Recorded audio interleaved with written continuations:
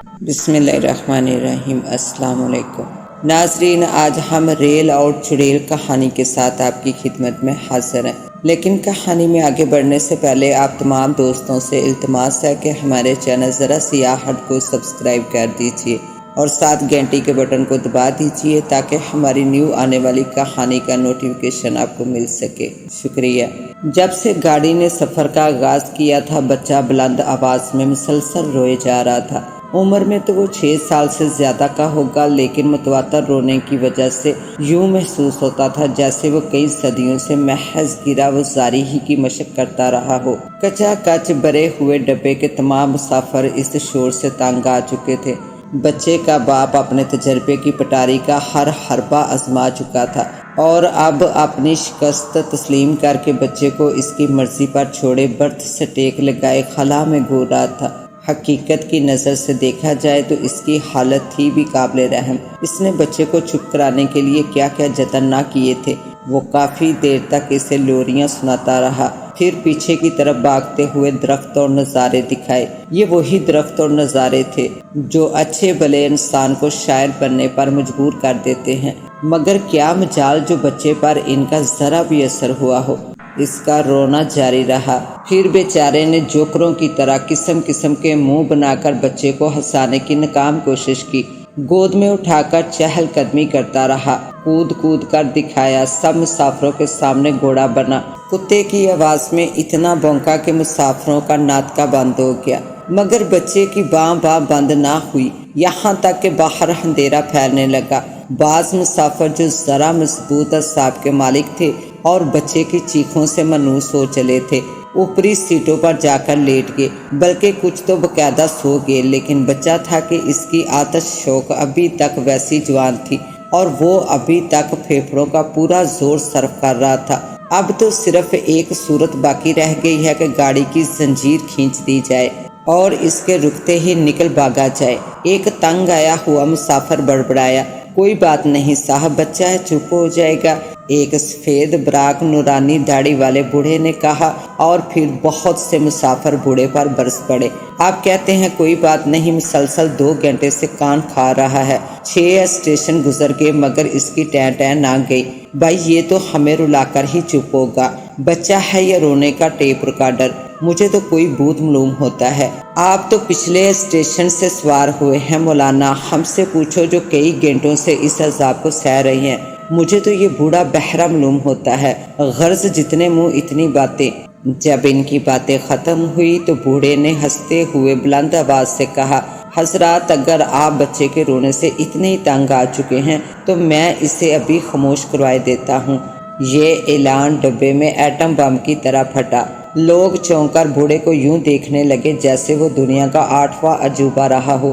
مولوی صاحب پھر کھچو داغا، ایک لاہوریہ اوپری سیٹ سے جان کر بولا، اور پھر اس کی تائید میں تقریباً سبھی مسافروں نے کچھ نہ کچھ کہا، لیکن بچے کی چیخیں سب پر ہیوی تھی۔ نورانی داڑھی والا حسب معمول مسکراتا ہوا اپنی نشست سے اٹھا اور بچے کے سامنے کھڑا ہو گیا۔ اس نے بچے کے باپ کو ہدایت کی کہ وہ بچے کو اس طرح متوجہ رکھنے کی کوشش کرے۔ بوڑھے نے چند سیکنڈ تک اپنے ہاتھ دائرے میں گھمائے اور جو ہی بچے نے اس کے ساتھ نظریں چار کی، بوڑھے نے عجیب و غریب انداز میں ایک نعرہ مارا۔ بوڑھے کی آواز جیسے حلق میں پھنس گئی تھی اور اس کا اپنا منہ کھلا ہوا تھا اور نظریں بوڑھے کے منہ پر جمی ہوئی تھی۔ لوگوں کی نگاہیں بچے کی نظروں کے تعاقب میں نورانی داڑھی والے تک پہنچی اور پھر غرق حیرت آپس میں ٹکرانے لگی۔ داڑھی والے کے منہ میں سرخ رنگ کا ایک بڑا سا گیند پھنسا ہوا تھا۔ اس نے بامشکل وہ گیند اپنے منہ سے نکالا۔ گیند میں سے جلت رنگ سی ملتی جلتی مترنم آوازیں نکل رہی تھی۔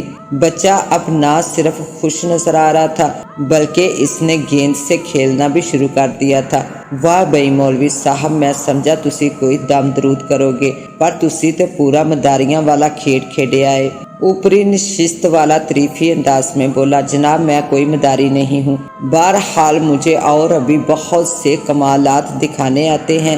بوڑھے نے اظہار تشکر کے طور پر قدرے جھکتے ہوئے جواب دیا۔ مسلسل کئی گھنٹوں سے بچے کا شور سن کر لوگ سخت بوریت کی زد میں تھے۔ اور ذہن کا بوجھ ہلکا کرنے کے لیے کسی تفریح کی ضرورت شدت سے محسوس کر رہے تھے۔ عمر رسیدہ اور سنجیدہ لوگ تو خواہش کے باوجود خاموش رہے، لیکن نوجوان مسافروں نے مزید کمال دیکھنے کے لیے فرمائشوں کی بچھاڑ کر دی۔ آخر کار داڑھی والے کو ان کے سامنے سر تسلیم خم کرنا پڑا۔ پھر اس نے اپنے کمال شروع کیے۔ کسی کی جیب سے کچھوے کا انڈا برآمد کیا تو کسی کے کان سے لوہے کی زنجیر کھینچ لی، کسی کے پین کو مسواک میں تبدیل کر دیا اور کسی کے سگریٹ سے لکڑی کا برادہ نکال دکھایا۔ جب محفل پورے شباب پر آ گئی تو بوڑھے نے اپنا آخری کرتب پیش کیا۔ اس نے پورے ڈبے کی روشنیاں گل کروا دی اور تاریکی میں لوگوں نے دیکھا اس کے منہ سے جگنو نکل نکل کر فضا میں تحلیل ہو رہے ہیں۔ ڈبہ تالیوں سے گونج اٹھا۔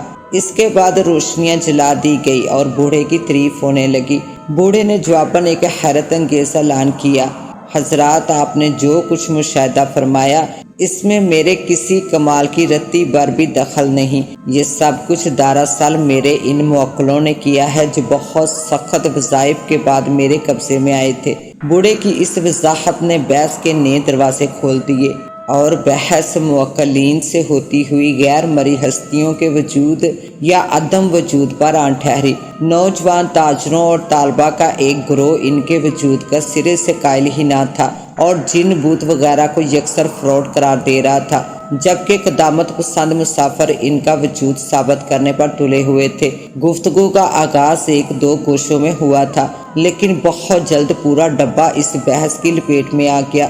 کچھ لوگوں نے اپنی پر اسرار آپ بیتیاں سنائی، جبکہ دوسروں نے ایسے جناتی واقعات سنائے کہ جب ان کی حقیقت کھلی تو محض دھوکہ نکلا۔ بحث پورے عروج پر پہنچی تو ڈبے میں ایک بار پھر نورانی داڑھی والے کی آواز گونجی، دیکھیے حضرات، ہاتھ کنگن کو اراسی کیا، جن بوت دیو چڑیلیں تک میرے موکلین میں شامل ہیں۔ آپ چاہیں تو چند ہی منٹ میں اسی ڈبے کے اندر آپ اپنی آنکھوں سے اپنی من چاہی ہستی کا نظارہ کر سکتے ہیں۔ اس نے ایک طویل سانس لی اور سلسلہ کلام جاری رکھا، واللہ میں ایسی پیشکش کبھی نہ کرتا اگر آپ لوگوں نے ان ہستیوں کے وجود سے انکار کر کے بالواسطہ طور پر مجھے دروغ گو نہ کہا ہوتا۔ اور ہاں، خیال رہے کہ یہ جن بوت میرے تابع ہیں اور کسی شخص کو کسی قسم کا نقصان پہنچانے کی جرت نہیں کر سکتے۔ بوڑھے کی عجیب و غریب پیشکش کی وجہ سے پورے ڈبے میں ایک بار پھر سناٹا چھا گیا اور ریل کی چکا چک صاف سنائی دینے لگی۔ چند لمحوں کی خاموشی کے بعد اوپری سیٹ والے لاہوریے کی آواز سنائی دی، او بھائی اگے کیوں نہیں آتے؟ جنہ بوتاں دے منکرو، او تسی سچے بزرگ ہو، جان دیو غصے نو۔ ابو میں چڑیل دیکھوں گا، اس کے پاؤں پیچھے ہوتے ہیں نا، بچے نے رونی صورت بنا کر کہا۔ طالبہ، تاجروں اور چند دوسرے لوگوں میں تھوڑی دیر خسر پسر ہوتی رہی، پھر ایک طالب علم نے اٹھ کر کہا، ہم آپ کے دعوے کو نہیں مانتے، اگر آپ سچے ہیں تو کوئی غیر مرئی ہستی بلا کر دکھائیے، آپ جس کے بارے میں حکم کریں میں وہ چیز حاضر کر دوں گا۔ فرمائیے کس مخلوق کا دیدار کرنا پسند فرمائیں گے آپ لوگ؟ بوڑھے کے لہجے میں طنز اور اعتماد کی جھلکیاں نمایاں تھی۔ ابو مجھے مڑے ہوئے پاؤں والی چڑیل نظر نہ آئی تو میں رو پڑوں گا، بچے نے اپنے باپ کو دھمکی دی، لیکن وہ باپ سے زیادہ مسافروں پر کارگر ہوئی۔ چلیے آپ کسی چڑیل ہی کو حاضر کیجیے۔ بہت سی آوازیں ایک ساتھ آئی، یہ چڑیل کوئی سیدھے پاؤں والی موکلہ ہی نہ نکل پڑے۔ ایک دوسرے نوجوان نے داڑھی والے پر طنز کرتے ہوئے بات اچھالی۔ نورانی داڑھی والا اپنی سیٹ سے اٹھ کھڑا ہوا، اس کے باوقار چہرے پر بلا کی سنجیدگی طاری تھی۔ وہ ڈبے کی ناکافی روشنی میں بڑا عجیب نظر آ رہا تھا۔ تمام مسافر ہم تن گوش تھے، ہر نگاہ بوڑھے کا تفصیلی جائزہ لے رہی تھی۔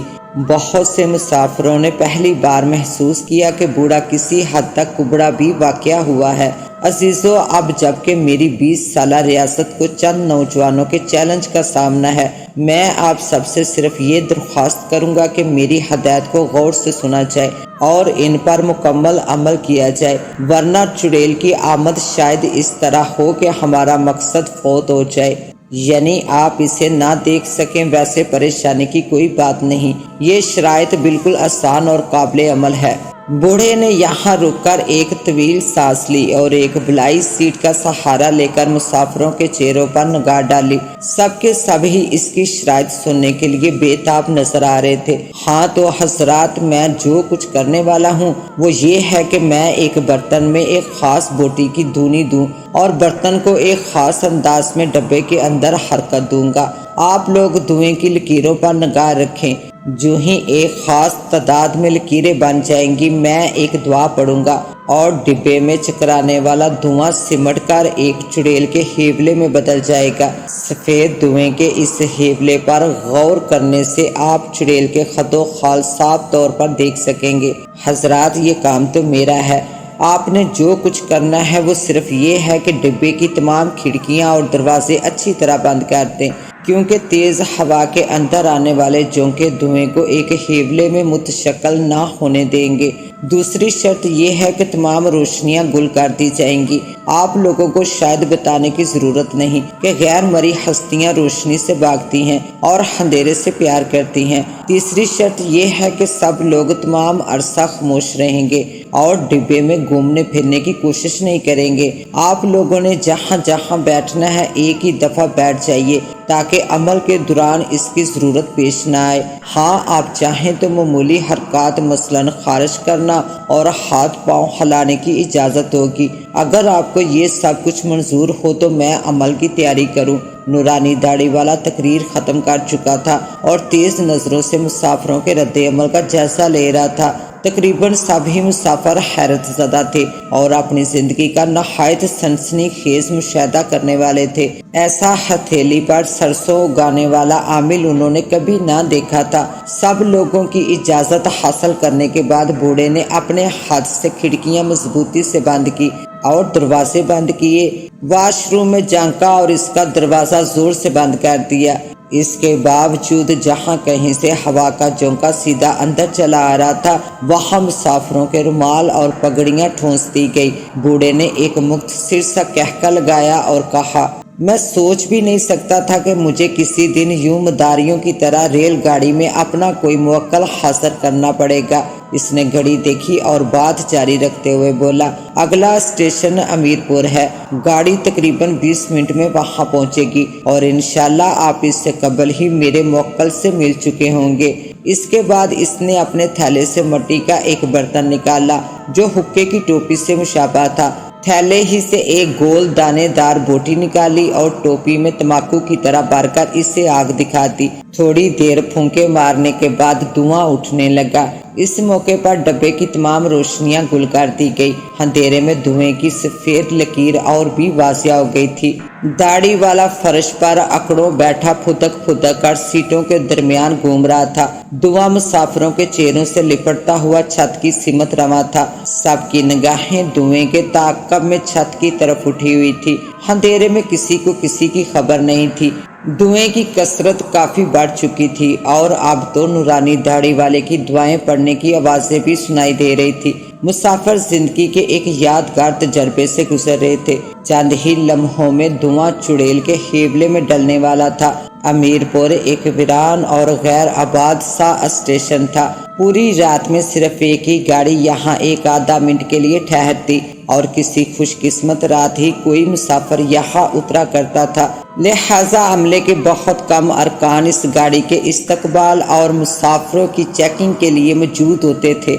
जो ही गाड़ी स्टेशन पर रुकी, एक तारीख डब्बे का दरवाजा खुला और एक सफेद रिश बूढ़ा जो कुछ कुबड़ा भी मालूम होता था, एक बारी पर कम थैला उठाए नीचे उतरा और तेज तेज कदम उठाता हुआ दूसरी जानब अंधेरे में गायब हो गया। तारीख डब्बे के अंदर तमाम मुसाफिर बेहोश पड़े थे।